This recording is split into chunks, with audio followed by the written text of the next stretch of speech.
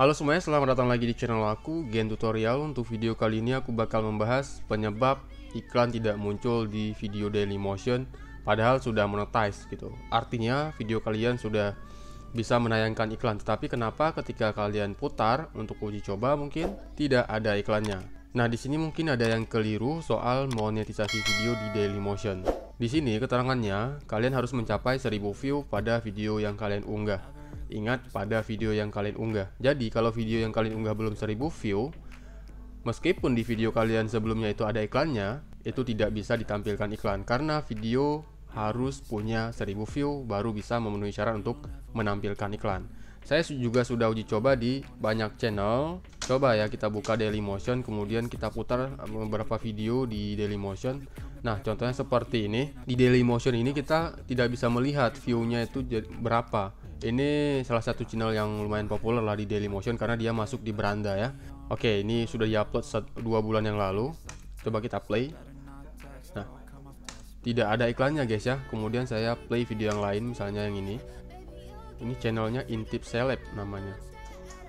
Nah, tidak ada iklannya juga. Kenapa? Karena memang keterbatasan iklan di Dailymotion ini masih berlaku. Kenapa? Di Dailymotion ini iklannya tidak sebanyak di YouTube.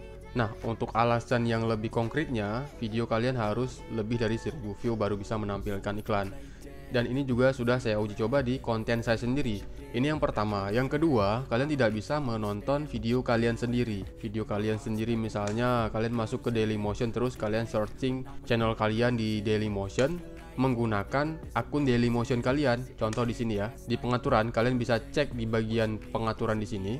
Nah, coba kalian lihat di sini, apakah kalian menggunakan email yang sama ketika kalian membuat channel Dailymotion? Jika iya, berarti kalian menonton video kalian sendiri. Itu tidak bisa. Kalian harus ganti ke email yang lain gitu. Artinya, kalian login sebagai akun lain di Dailymotion baru bisa menonton video kalian dan menampilkan iklan. Contoh di sini saya sudah menggunakan akun lain ya. Jadi saya tidak menggunakan akun yang saya gunakan untuk mengupload konten di Dailymotion. Dan coba kita cari videonya, pembuktian. Saya cari nama channelnya. Di sini ada Astrolwanda. Oke.